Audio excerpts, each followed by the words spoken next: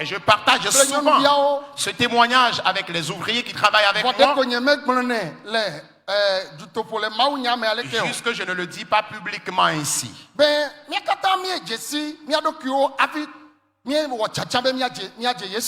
Nous nous connaissons tous, chacun se connaît avant de décider sur le Christ. Mais du moment où j'ai décidé de mener une vie de sanctification pour Christ, servir Dieu en toute vérité, Satan aussi était arrivé. Une fille, hein, elle est toute belle. Et à vue d'œil, tu vas penser que c'est une métisse. Cette fille, elle est témoin de Jéhovah. Elle faisait la classe de la première. Elle disait, c'est seulement moi qu'elle veut épouser. Et elle venait chez moi. Mais j'ai été clair avec elle, je ne veux pas t'épouser. J'ai déjà une fiancée. Elle a dit niet. Un jour, elle était venue et elle disait que je dois coucher avec elle. J'ai trompé tellement ta vigilance, mais elle a été résistante.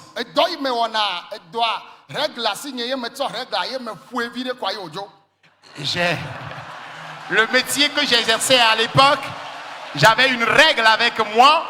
J'ai pris cette règle-là et je l'ai frappée avec la règle et elle est sortie. Lorsqu'elle était arrivée à la maison, elle s'est attristée à la maison. Et lorsqu'elle s'est attristée, oh, alléluia. Amen.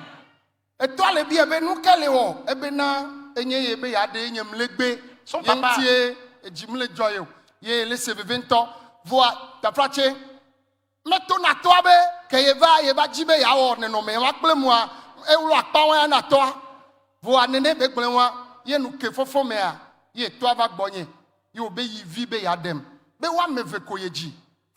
le deuxième année de l'université. Wano kugle odi ye pefude devi ya uta. Ne devi ya lava seveve kakala kuwa ye de kukunam. Be ye lombe made. Ye lombe made ye de kukunam. Be ne yivine chak be na baba wedokio. Alors, lorsqu'elle est rentrée à la maison et elle était triste, son papa a eu à lui poser la question, qu'est-ce qui se passe?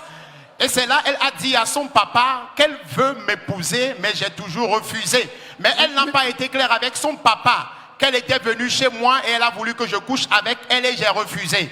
Mais lorsque son papa a appris cela au lendemain matin, le papa était venu chez moi à la maison et le papa me disait, ah, c'est ce que ma fille m'a rapporté. Tu sais, je n'ai que 2 enfants, un garçon et une fille. Leur maman est décédée. La façon dont elle se tord de douleur là, si elle est déterminée à t'épouser, j'accepte à ce que tu l'épouses afin qu'elle vive pour moi.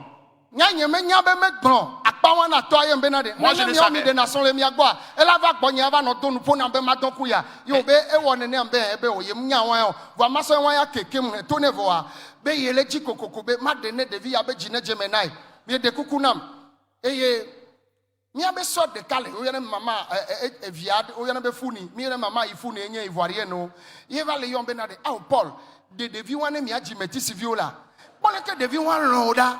Devi tugbeje vi wan jotugbene ne be yade oyo legbe ya ye mle probe mama devia ne nya mawu nwere ade elava no to afuna ma ebe aw munya yesu nwere ode subo keme bele chanye kwi mi maten va zomo ode be tame dodo de la gbenye ji nye maten to hawa ode.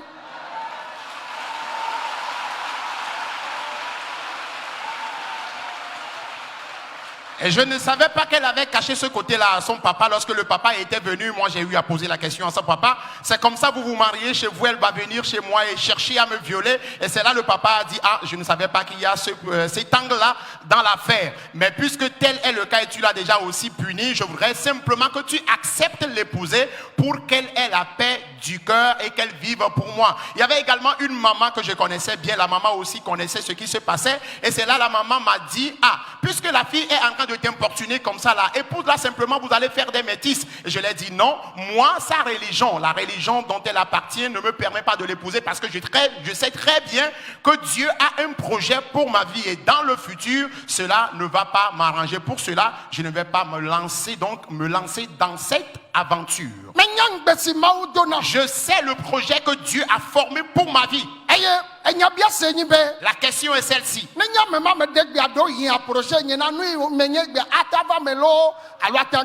Si c'est cette fille-là que j'avais épousée, qui sait, peut-être le projet qui est en train d'être réalisé au Chine n'allait peut-être pas s'accomplir. Maintenant, après le mariage de mon épouse et moi, on était en train d'aller vers une des tantes de mon épouse pour lui dire merci. Et nous avons rencontré cette fille. Elle est venue vers moi.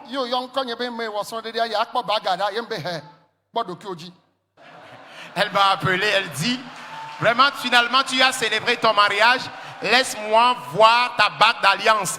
Et je lui ai dit, méfie-toi, jeune fille. Et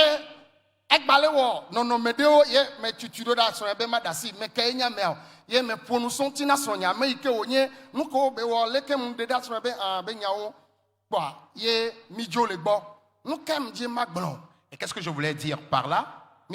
Écoutez. Je suis en train de dire que physiquement parlant,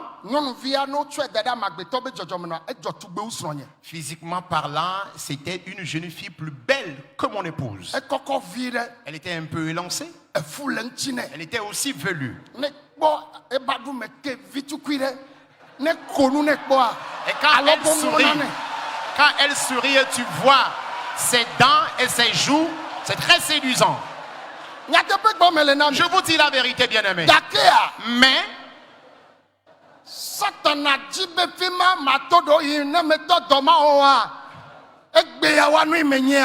Satan voulait causer ma chute par là. Et quand je vais commencer par mener cette vie, le projet de Dieu pour ma vie aujourd'hui ne va pas s'accomplir.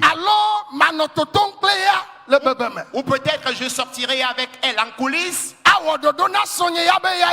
et célébrer le mariage avec ma fiancée, mon épouse. Être un chrétien et mener encore une telle vie. Et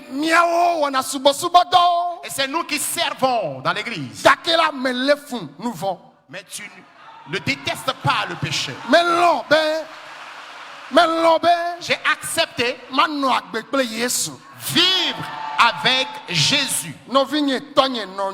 Bien-aimé dans le Seigneur, peuple cher de Dieu, la sanctification est une bonne chose. Quelqu'un dira, lorsqu'elle est arrivée, je ne sais pas comment la chose s'est passée. Moi, j'étais seul dans ma chambre lorsqu'elle était venue. C'était dans ma propre chambre où je Je pouvais poser ces actes et personne ne le saurait. Mais l'Éternel le sait. Les messages que tu reçois actuellement dans ton téléphone, l'Éternel est en train de les voir. Les messages que tu possèdes dans ton téléphone, le ciel est en train de les voir. Les messages que tu reçois dans ton téléphone. Tu es un homme, une femme, et tu veux servir Dieu. Tu es pasteur, tu es missionnaire, tu es dirigeant ou ancien. La sancification est destinée à tous les enfants de Dieu comme marchons avec Jésus dans la vérité. La malédiction n'a pas eu d'effet dans la vie des enfants d'Israël. L'enchantement n'a pas eu d'effet dans leur vie. Des sacrifices pour lesquels des béliers, des bœufs ont été tués n'ont pas eu d'effet dans leur vie.